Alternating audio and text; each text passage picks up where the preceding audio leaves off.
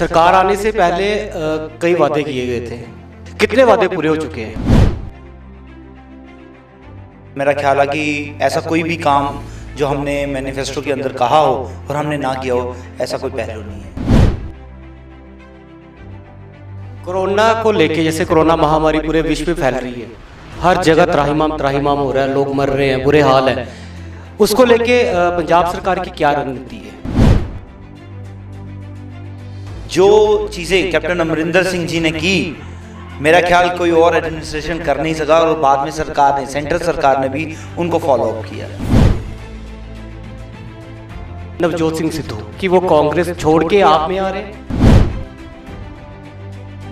नवजोत सिद्धू जी कांग्रेस में थे, कांग्रेस में हैं और कांग्रेस में रहेंगे।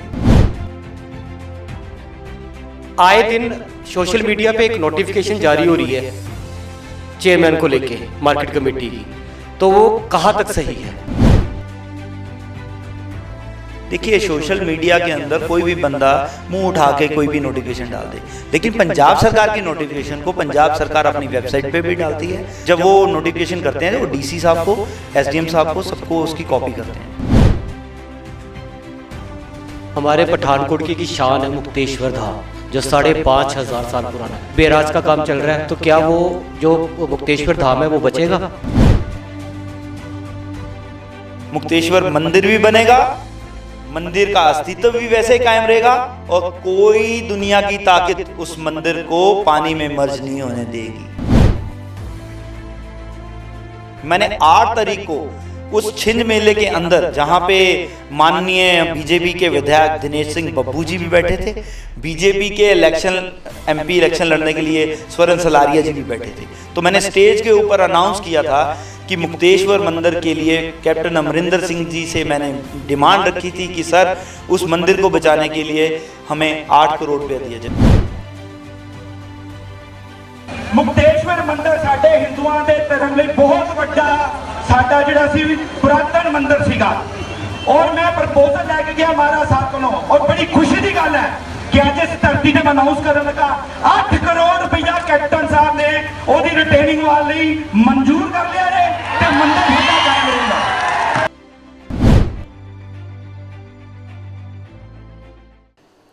नमस्कार, मैं हूं नीरज ठाकुर और आप देख रहे हैं केआरटी न्यूज़। केआरटी न्यूज़ में आज मेरे साथ पुनीत सैनी उर्फ पिंटा हमारे साथ मौजूद है, जो कि पंजाब प्रदेश कांग्रेस कमेटी के सचिव। आइए आज हमसे बात करेंगे और चर्चा करेंगे पंजाब की राजनीति को लेकर। सबसे पहले मैं आपका स्वागत करता हूं पुनीत जी। केआरटी न्यूज़ को सबसे पहले तो मेरी तरफ से बहुत बहुत बधाई।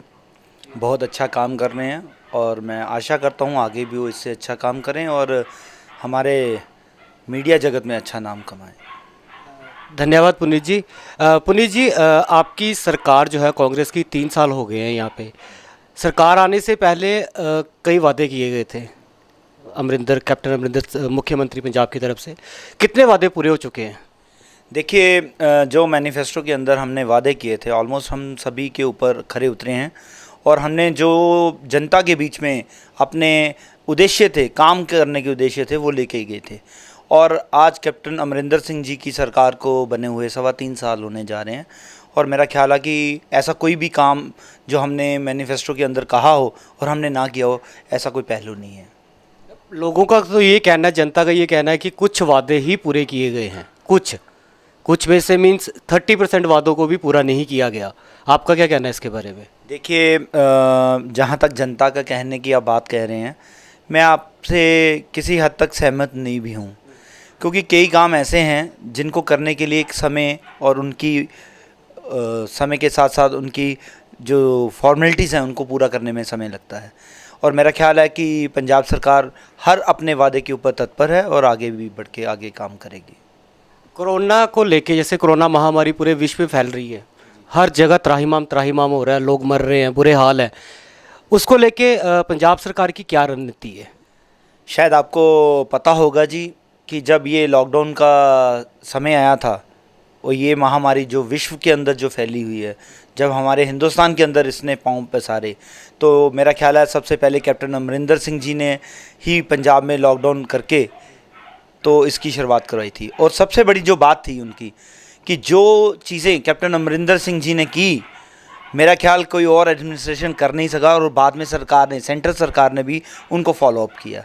और आज की डेट के अंदर जो हमारे सीएम साहब हैं, वो दिन रात एक करके इस महामारी को और लोगों को बचाने के लिए तत्पर हैं और आगे भी तत्पर रहेंगे। और इसके साथ साथ मैं सबसे ज़्यादा जो शुक्रिया करना चाहता हूँ, हमारे जो पंजाब सरकार के ऑफिसर साहिबान हैं, जितने भी सेक्रेटरीज़ हैं, जितने भी आईएएस ऑफिसर हैं, अपना आईपीएस ऑफिसर हैं, पीसीएस ऑफिसर हैं। पहले कभी मैंने नहीं देखा था अपनी होश, क्योंकि हम तो यूथ से निकल के आए हैं, और जो मैं देख रहा हूँ शायद ये हमें कभी देखने को मिले कि जो इन लोगों ने अपने एफर्ट्स किए हैं, दिन रात एक करके अपनी जान को जोखिम में डाल के हमारे पंजाब को बचाने के लिए किया, मैं उनके लिए बहुत ही अपने गहराई से, दिल की गहराई से उनका धन्यवाद करना चाहता हूँ। 2022 को आप कैसे देखते हो? 2022 अभी देखिए, हमारा ये कोविड का समय चल रहा है, और जैसे कि आप जुलाई महीना हमारा चल रहा है, तो मेरे को लग रहा है कि इस महीने के अंदर काफ़ी केस बढ़ने वाले हैं। बिकॉज़ अभी सारे ओपन भी कर दिए हैं हमने, मॉल्स भी ओपन हो गए हैं, सारे इंस्टीट्यूशंस भी ओपन हो गए हैं, तो इससे थोड़ा इसकी स्पीड अप तो बढ़ेगी। लेकिन गवर्नमेंट, पंजाब सरकार और सेंट्रल सरकार इसके प्रति जो हैं वो बहुत सख्ती से लोगों के बीच में आ रहे हैं, और आगे भी लोगों के भले के लिए अच्छे काम करेंगे। पुनीत जी, अब पीछे एक र्यूमर कह सकते हैं या फिर एक सूत्रों के हवाले से खबर कह सकते हैं कि नवजोत सिंह सिद्धू जी, वो कांग्रेस को छोड़ के आप में जाने का, क्योंकि जो हमने सुना है, जो सूत्रों से हमें पता चला है, तो आपका क्या कहना है इसके बारे में कि वो कांग्रेस छोड़ के आप में आ रहे हैं? देखिए, ये आप मीडिया वाले या अपोजिशन वाले इसको हवा देते हैं, ऐसा कुछ नहीं है। बिकॉज नवजोत सिद्धू जी जो हैं एक बहुत ही अच्छे इंसान हैं और कांग्रेस के कद्दावर नेता हैं। वो पार्टी के अंदर ही हैं, पार्टी के बाहर नहीं है। वो पार्टी भी उनके साथ है और वो भी पार्टी के साथ है। और कैप्टन अमरिंदर सिंह जी के लिए वो आगे भी काम करते थे, आगे भी काम करेंगे। तो ये बात कहना गलत है कि नवजोत सिद्धू जी कहीं और जा रहे हैं। अगर ऐसे कहीं जा रहे हैं तो आज को चले जाते। तो ऐसा कुछ नहीं है, उल्टा आप लोग इसको हाइप दे रहे हैं मीडिया वाले कि वो किसी और पार्टी में जा रहे हैं। ऐसा कुछ नहीं है। नवजोत सिद्धू जी कांग्रेस में थे, कांग्रेस में हैं और कांग्रेस में रहेंगे। नहीं, जैसे कि अब महंगाई बढ़ रही है, हमारे पंजाब में भी बढ़ रही है, पूरे इंडिया में बढ़ रही है, सेंट्रल सरकार की तरफ से बढ़ाई जा रही है, कुछ पंजाब सरकार की तरफ से भी महंगाई बढ़ाई जा रही है। पब्लिक में आम पब्लिक बहुत परेशान है महंगाई को लेकर। अगर हम पेट्रोल की बात करें या डीजल की बात करें, सेंटर की तरफ से बढ़ाए जा रहे हैं, और पंजाब की तरफ से बिजली के बिल, है ना जी। उनके बारे में आपकी सरकार आम पब्लिक के बारे में क्या सोच के कैसा कदम उठा रही है? देखिए, जो आपने ये बात कही है कि महंगाई की मार लग रही है, तो देखिए इसके ऊपर जो सारा सर जो जा रहा है वो हमारा आपके सेंट्रल गवर्नमेंट के ऊपर जा रहा है। तो जो नीतियाँ और नीतियों को इम्प्लीमेंट कराना सेंट्रल गवर्नमेंट के हाथ में है। जहाँ तक स्टेट गवर्नमेंट्स का हाल है वो उनको फॉलो अप करती हैं, ठीक है जी।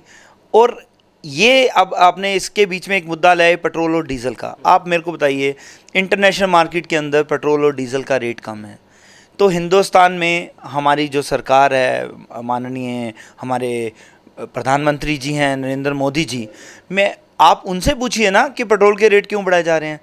हमारी तो सेंटर में सरकार नहीं है। तो आपकी पंजाब सरकार जो उसके ऊपर वो टैक्स लगाती है वो कम कर सकती है। देखिए, कोई भी स्टेट है, जब जो आप टैक्सेस की बात करते हैं, सारी स्टेटें लगाती हैं टैक्सेस। हम तो आगे जीएसटी की मार झेल रहे हैं। जो पंजाब गवर्नमेंट का जीएसटी का पैसा है हमारे साथ, तो वो भी एक तरह का पार्शियलिटी हो रही है कि जो पंजाब सरकार का अपना हिस्से का जीएसटी आता है वही रिफंड नहीं किया जा रहा है। तो सबसे बड़ी दुख की बात तो ये है कि आज के समय में ये पार्टीबाजी को लेके जो एक दूसरे से सौतेला व्यवहार हो रहा है वो बहुत गंदी बात हो रही है राजनीति के अंदर। दूसरी साइड अगर आप पंजाब की बात करते हैं, तो जब हमारी सरकार आई 2017 के अंदर, तो पंजाब को एक तरह से कंगाल और खाली करके दे दिया गया था। और कैप्टन अमरिंदर सिंह जी और उनके सभी मंत्रियों का मैं शुक्रिया अदा करना चाहता हूं, जिनकी मेहनत से उन्होंने एक बार फिर जो पंजाब था उसको पटरी पे लेके आए और खुशहाली का रास्ता देखने लगे।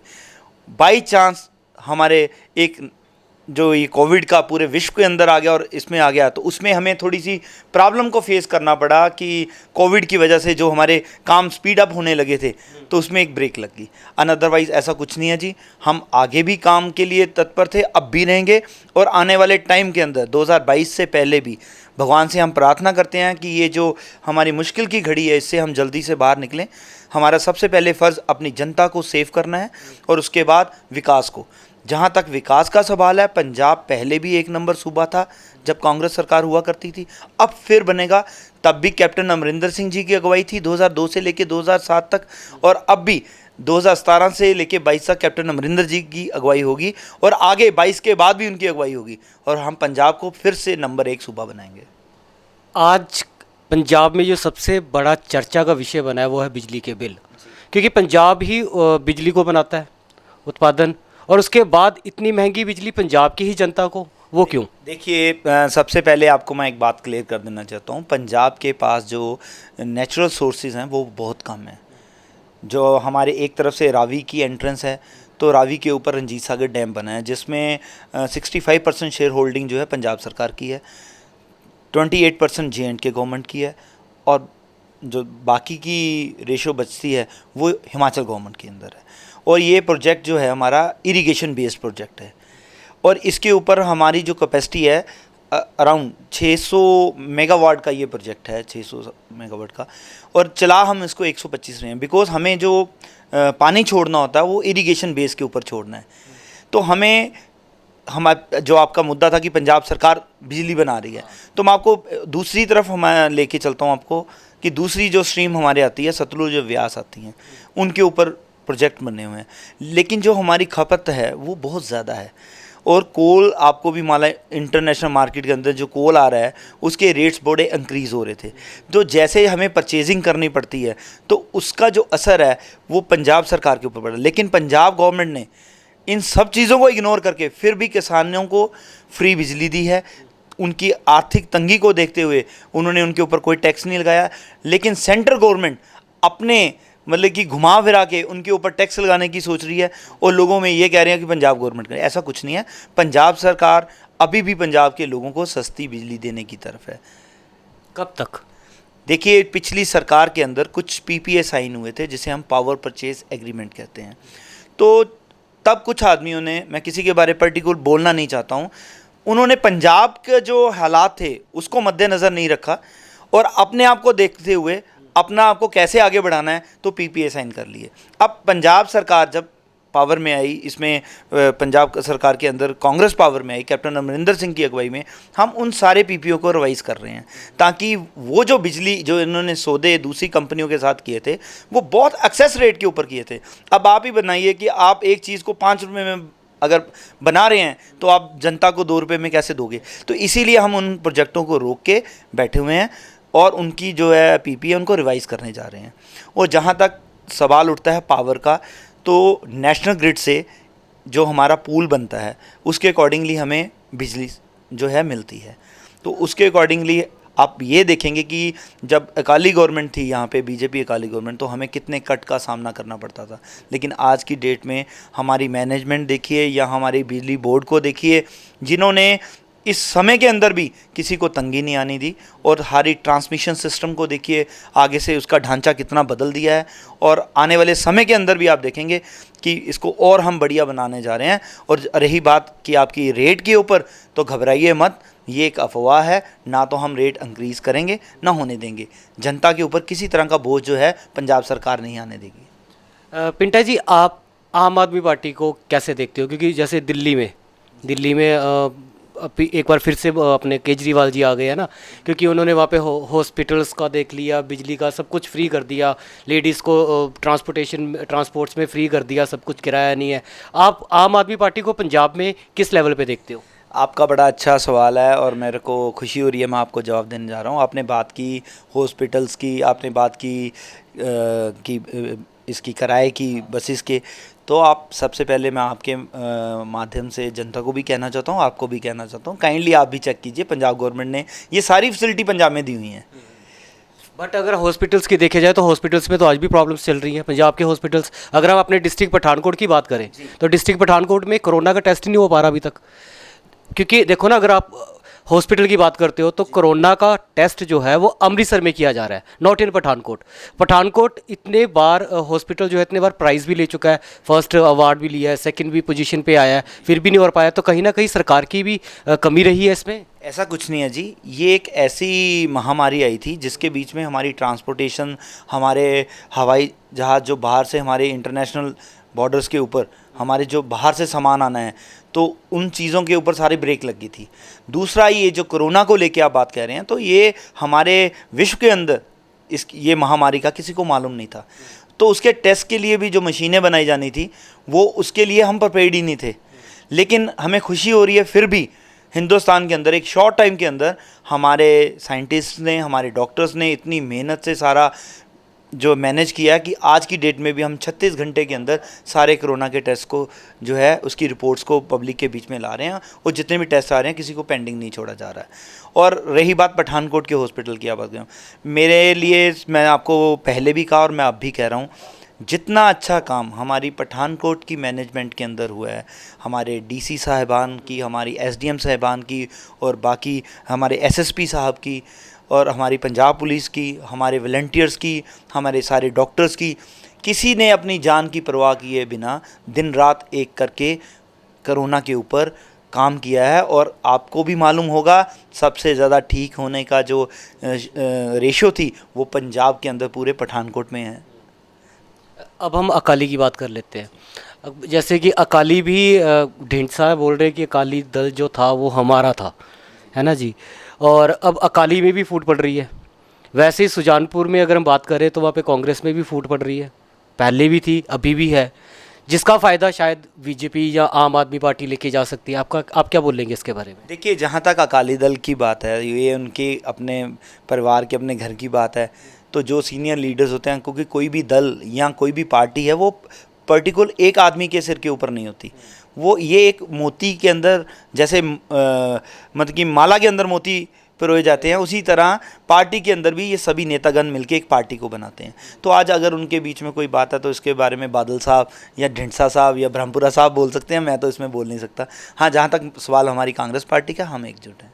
नहीं, कांग्रेस में सुजानपुर में तो अभी भी देख रहे हैं हम कि वहाँ पे पार्टीशन चल रहा है कांग्रेस में। देखिए, मैं आपके माध्यम से एक बात बता दूं, जहाँ तक आप सुजानपुर की बात कर रहे हैं कि सुजानपुर के अंदर चल रहा है, ऐसा कुछ नहीं है जी। अमित मंटू जी यहाँ से इलेक्शन लड़े थे, और मेरा ख्याल है, चलो हमारी बदकिस्मती थी कि हम उस वक्त इलेक्शन हार गए। लेकिन हारने के बाद अमित मंटू जी ने एक दिन भी घर में नहीं बैठे हैं। समस्त हमारी कांग्रेस टीम उनके साथ है। हम दिन रात एक काम कर रहे हैं। अगर कुछ चुटपुट नेता लोग या किसी के मतलब कि इशारे के ऊपर कोई कुछ करता तो मेरे को उसके बारे में कुछ बोलना नहीं है।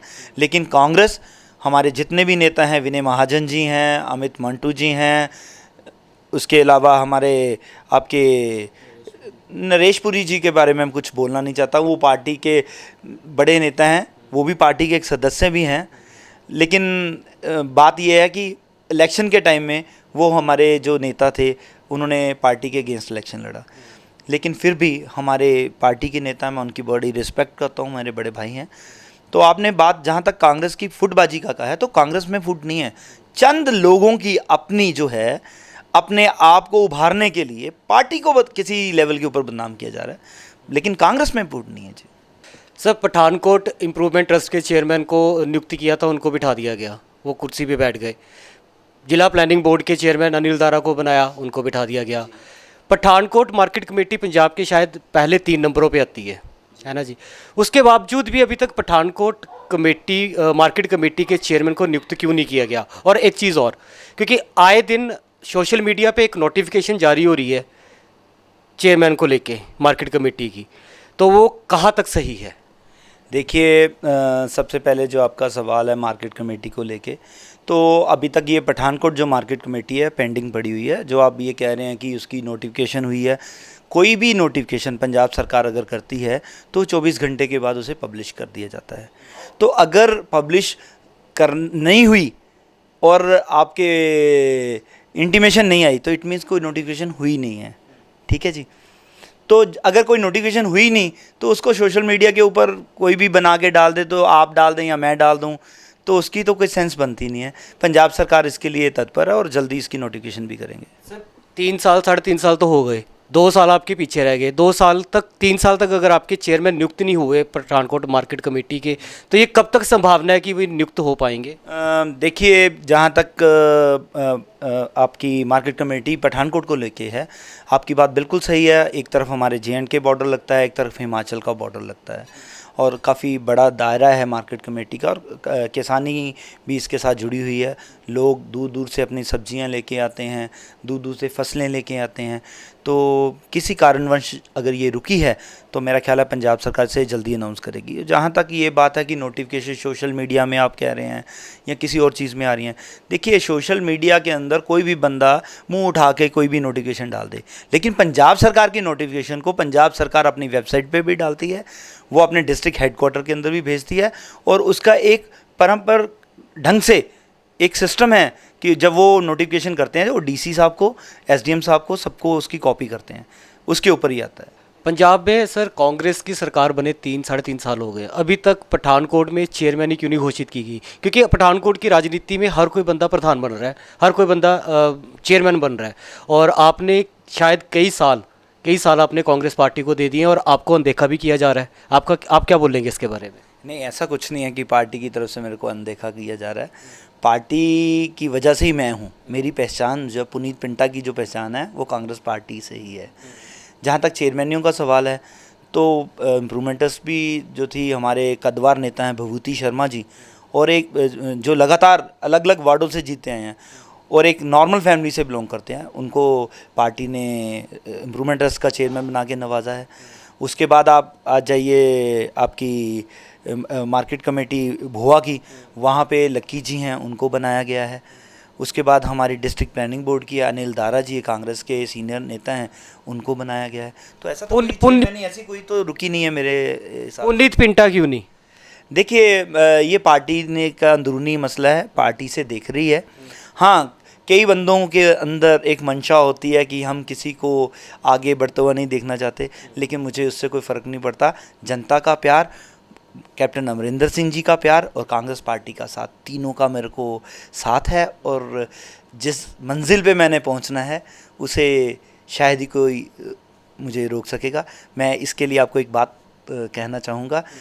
वो आपने एक सुना होगा कि जब किसी के रास्ते में कोई अड़चन बन के आता है और वो इंसान अड़चन से निकल के बाहर आता है, तो वो जो रास्ता और अच्छा बन जाता है।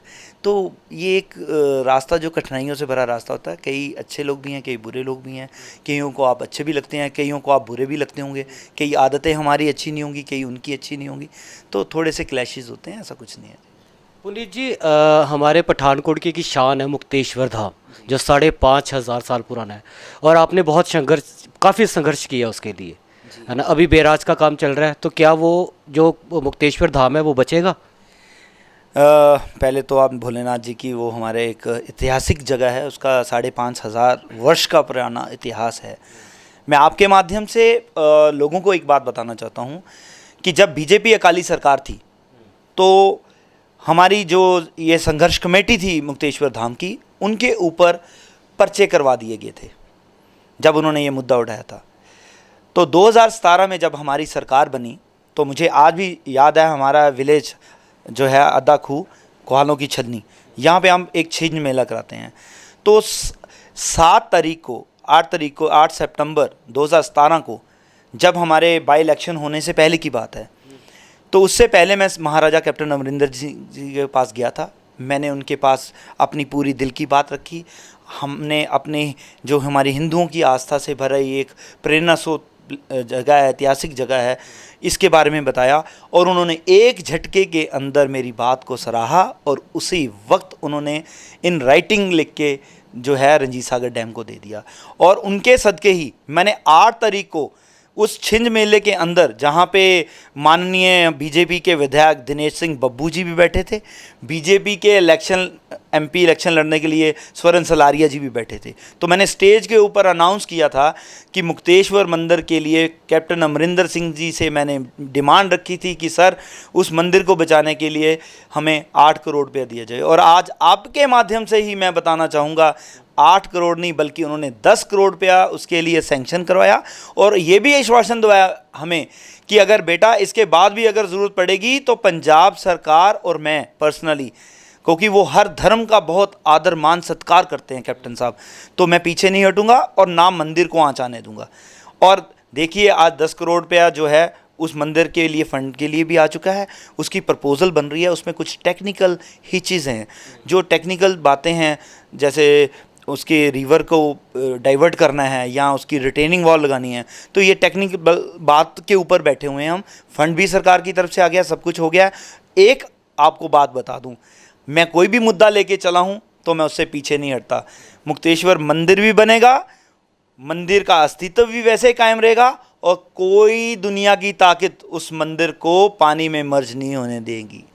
मंदिर भी वैसे ही रहेगा, भगवान भोलेनाथ का आशीर्वाद भी हम पे रहेगा। पुनीत जी, अब कोरोना को लेकर लोगों को आप कोई मैसेज देना चाहते हो कि जैसे कोरोना महामारी को लेकर?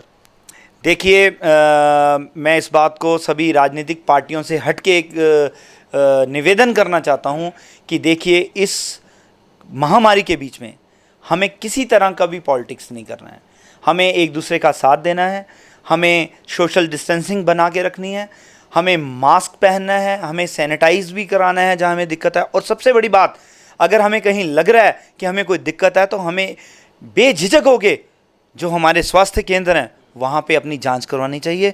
और जितना हो सके मजबूरी में तो हमें बाहर जाना है तो जाना पड़े, हम अननेसेसरी ऐसे प्लेसेस को अवॉइड करें जहाँ पे भीड़ भाड़ है, और इस महामारी को इस ढंग से ख़त्म करें कि हमारा, हमारे साथियों का, हमारे सगे संबंधियों का, हमारे संसार का बचाव हो सके।